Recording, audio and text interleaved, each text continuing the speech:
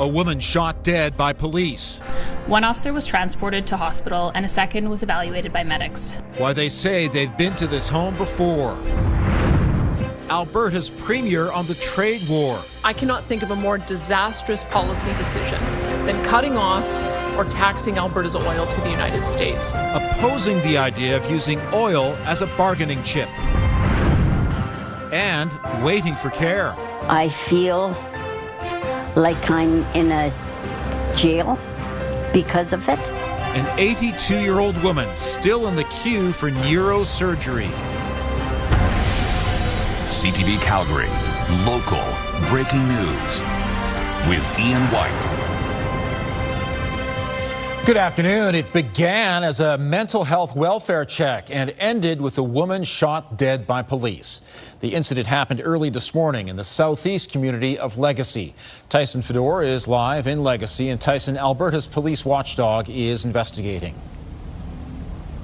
Ian, as they do in every police officer involved shooting, and at this point they're trying to determine whether or not the member's actions were justified in this case. A woman had stepped out of her basement suite behind me in that home carrying a weapon, and that's when a non-lethal round was fired before a second officer shot her and killed her.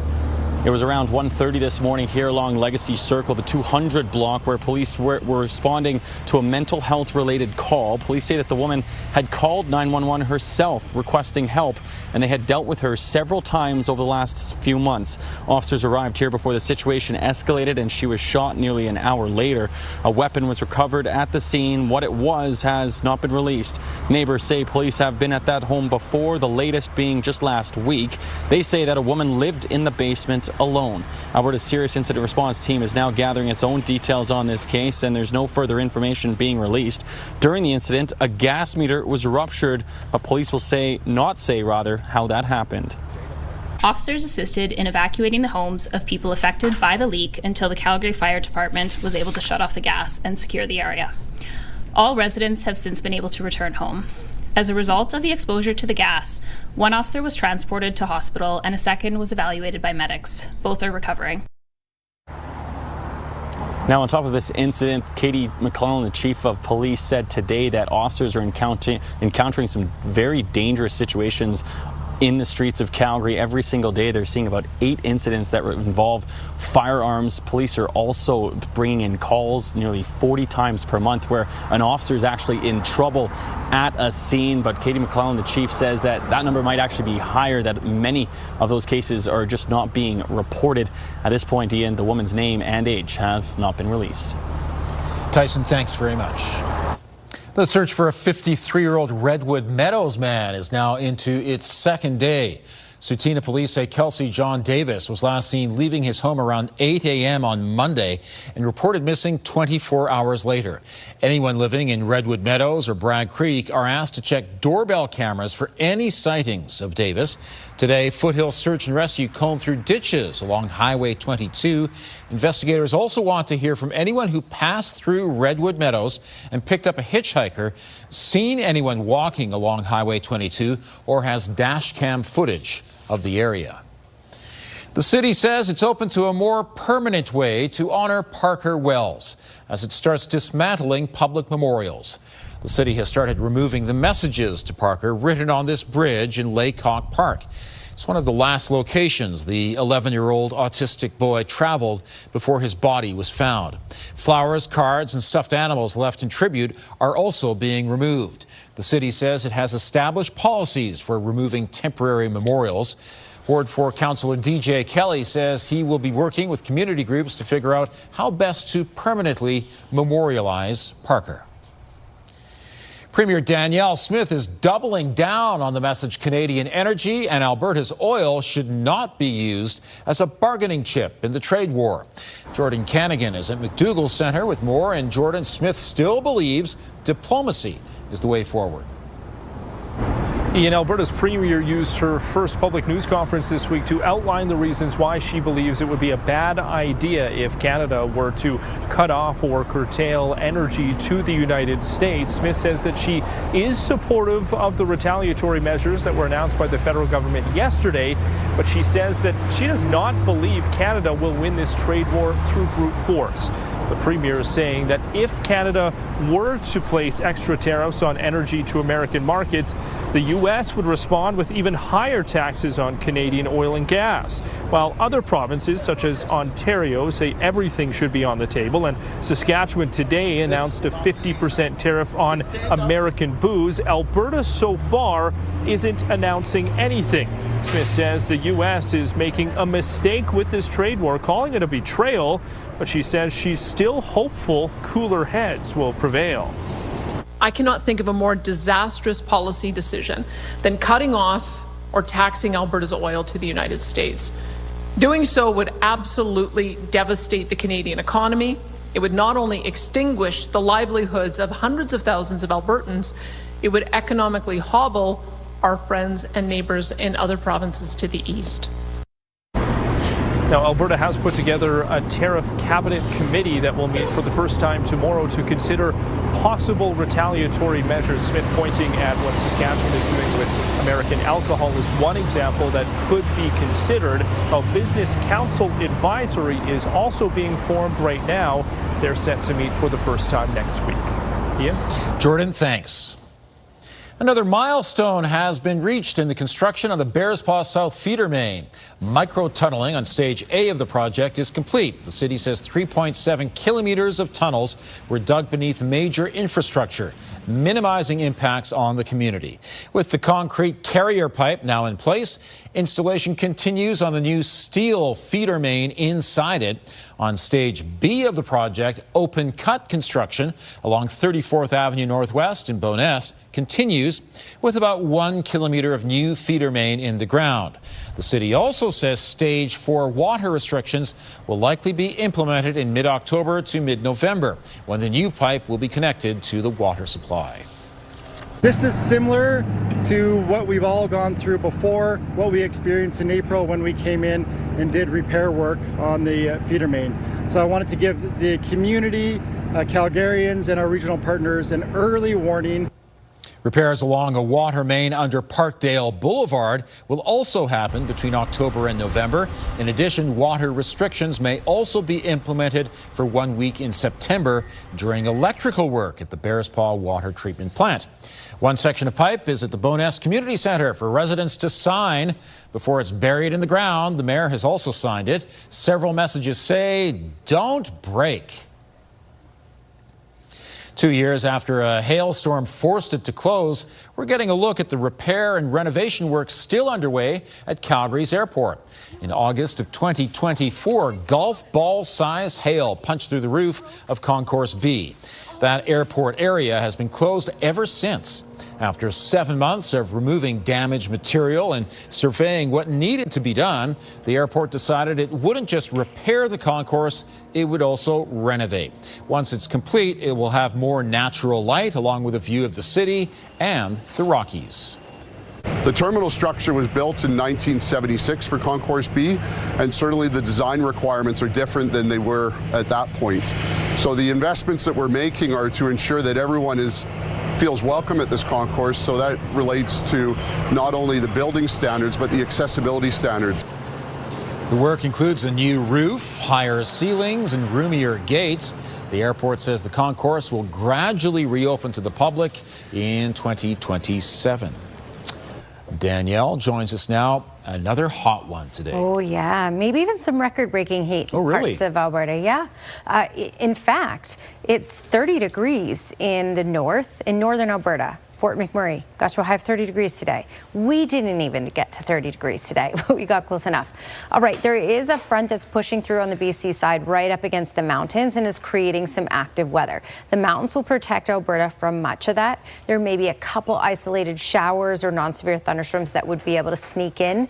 Less likely to see that in Calgary. There's a small chance in the far south to see that. 29 degrees is the temperature and our daytime high in Calgary. It's nice. Enjoy the weather. weather as we head through the evening hours. Go for a nice long walk. You won't run into any active weather in the city. There's only a 30% chance of an isolated shower. So tomorrow, 20 degrees to kick off the day. That's a hot start to the day. Lots of sunshine comes with that. Clouds will increase throughout the afternoon. And then again, just that small chance of an isolated shower tomorrow afternoon by those supper hours. That's your 24-hour forecast brought to you by Fifth Avenue Volkswagen. Family-owned, community-driven. Discover more at Fifth Avenue Volkswagen. Thanks, Danielle. She paid for a private MRI to find out what was going on with her health. And now this 82-year-old patient is still waiting to get the treatment she needs. Also coming up, a new recovery center opens on the Siksika First Nation.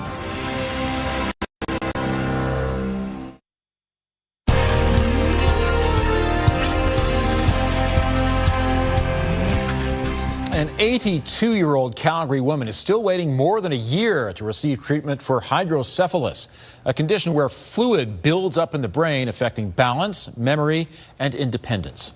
Dorothy Slemko says even climbing stairs has become a careful task. She has persistent dizziness and a history of concussions, prompting doctors to suspect she had hydrocephalus. Slemko paid for a private MRI in May of last year, and that confirmed the fluid, but then she waited 9 more months to see a specialist at the Foothills Hospital. Doctors recommended a lumbar drain test to see if removing some of the fluid would improve her symptoms. Slemko was told the procedure would happen by the end of June, but she's still waiting. I feel like I'm in a jail because of it. You know, like most of my independence, I feel has been taken away. You pay into the system all your life, and when you need help, it's not there. Acute Care Alberta says the Foothills Hydrocephalus Clinic is fully staffed with 2 full-time neurosurgeons and that there are no delays in patient care. Slemko says she's been told scheduling will resume in October, but she's halfway down the list and doesn't know when she'll be seen.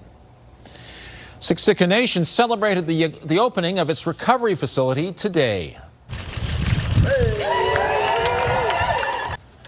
The 76-bed facility will prioritize its nation's members, but it is open to everyone. Through a 4-phase approach, patients will be treated in a culturally guided treatment. The province provided $24 million for the facility, along with $15 million to cover operating costs over 3 years. Staff on site include nurses, doctors, addictions and recovery coaches, and cultural facilitators who will begin treating patients this fall. We've heard about the opioid epidemic, the alcohol, fentanyl, things like that. But even going back to the days of the whiskey trade and the opioids they had there. So we've always, and I shouldn't say always, but for a very long time we've struggled with addictions. So being able to bring a facility like this to Siksika means a lot. This is the second of 5 Indigenous-led recovery communities to open in Alberta. The province hopes to open a total of 11. You know, overall, I think we've had a really good summer, especially when you look at places like Edmonton, where it was so wet up there, and the great weather continues here. Yeah, we were a protected little bubble of happiness for much of the summer. And today and tomorrow, I will say that a couple things will potentially sneak in by late day today and late day tomorrow, but it's very few and far between. I'll show you that on the future cast in just a second. Futurecast. Okay, Fort McMurray got to 30 degrees earlier today, now sitting at 28. So as you can see by this, there is heat throughout the entire province, not just in the south, central, or north. Everywhere. We're at 31 in Pincher Creek and Milk River, in around 32, 33, Lethbridge, Medicine Hat, Brooks up to Drumheller, and Calgary and Banff at that 29 mark. So it's a hot one. We are looking at another hot day tomorrow. Today, when you look at wind gusts, just really light winds, maxed out around that 30 kilometer per hour mark. Pincher Creek, Medicine Hat, Brooks up to Drumheller. For tomorrow, all communities have the potential for 40 kilometer per hour gusts in the afternoon hours, which, when it's this hot, it's a bit welcomed to have a bit of a breeze out there. All right, so when we look at the radar satellite, there's a front that's on the BC side, and this is going to push in. However, it's so stable here that it likely won't materialize to anything on the Alberta side. There will be a couple pockets that may sneak through, and that will likely be in the far south for the rest of today. So this is a look at 7:30, and you can see a couple little isolated pockets. Very small chance, and if we get it at all, likely it will just be in the southwest corner, the far southwest corner. All right, let's fast forward to tomorrow. Tomorrow will start out sunny in Calgary, then we'll have increasing cloud cover in the afternoon.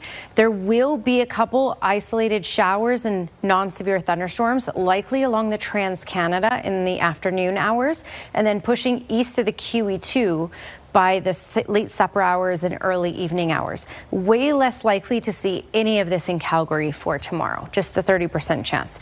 And then as we head into the weekend, that's a bit of a different story. When we look at Friday in Calgary, nice as well, mainly sunny skies, and it doesn't look like it looks like the active weather will make as far south as Innisfail, but it should stay out of southern Alberta on Friday. When we talk air quality, we've been fantastic on air quality for the past few days. We've been at low risk.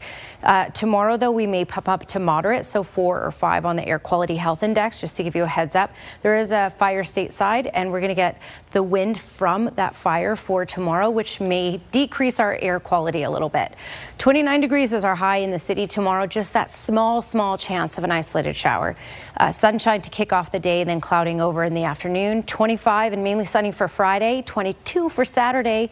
And then by Saturday night and through Sunday, it looks like we'll get unstable. And look at how cool the temperature will be for Sunday. 18 degrees is the high. That's your 5-day forecast, brought to you by Centra Install Pros, your window and door replacement specialist.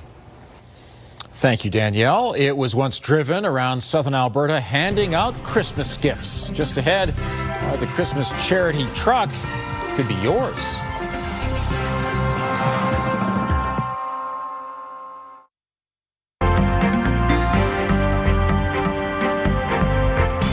Inflation in the U.S. remains pretty stubborn. Joining me is Robert Geary, investment advisor with the Popwich-Carmeli Advisory Group. And Rob, how did the markets digest the new U.S. inflation data?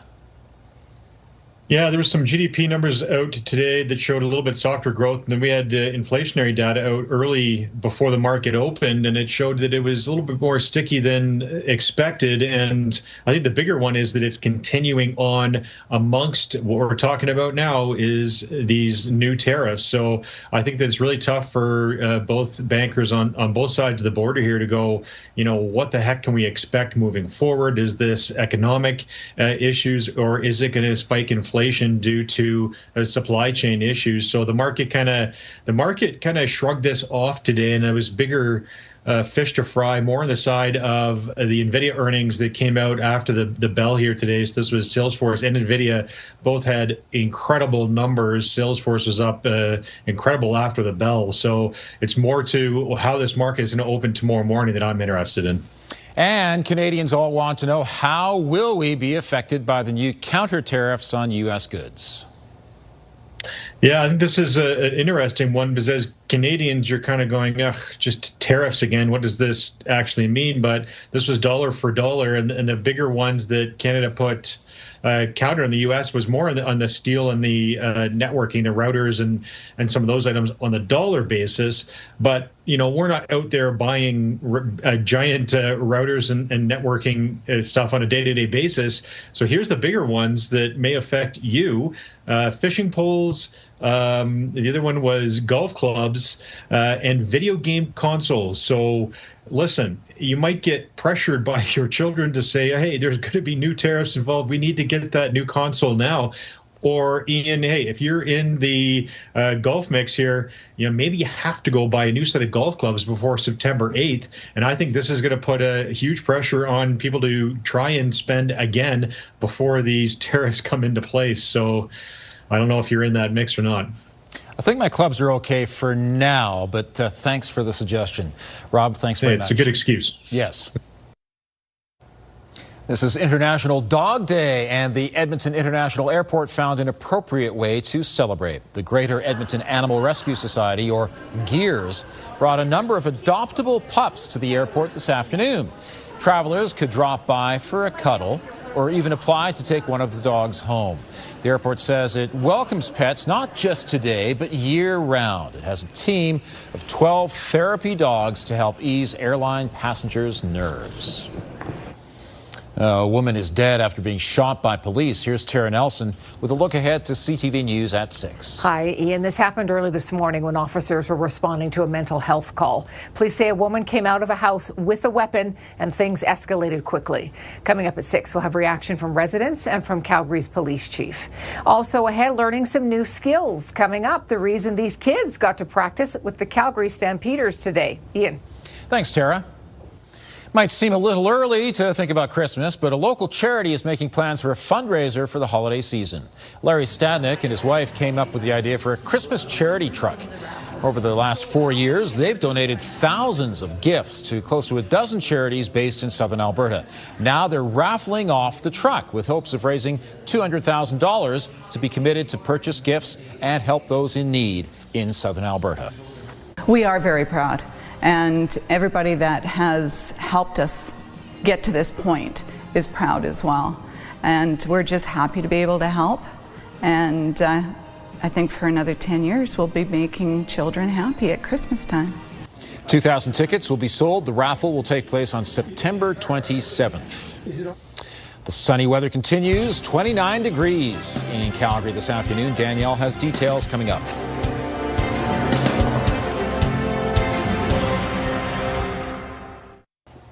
More sunscreen required tomorrow. Oh, yes. You know, if the tube is empty, because all of ours are almost empty, it's been a summer, right? You need another one because there's still many, many days where we're looking at some decent heat here. Okay, 29 degrees, current temperature, today's daytime high, normal daytime high is 21. So we are way above normal and will continue to be with another high of 29 tomorrow. Tomorrow's sunshine to kick off, and then later in the day, the clouds will certainly increase. Thanks, Danielle. A 10-meter replica of a mighty dinosaur outside Telus Park has a new name. The Albertosaurus overlooking Deerfoot Trail has officially been named Rusty. The Science Centre held a naming contest for the statue and had over 1,200 submissions to sort through. After 3 rounds of scrutiny, Milan's name was chosen. The Science Centre says the name is appropriate for the design, but will also help fuel curious minds. But it also, you know, will generate questions, and people will say, well, why is Rusty Rusty? And so you get into the science of that. And it's a fairly simple name as well, which is important to allow kids to remember it.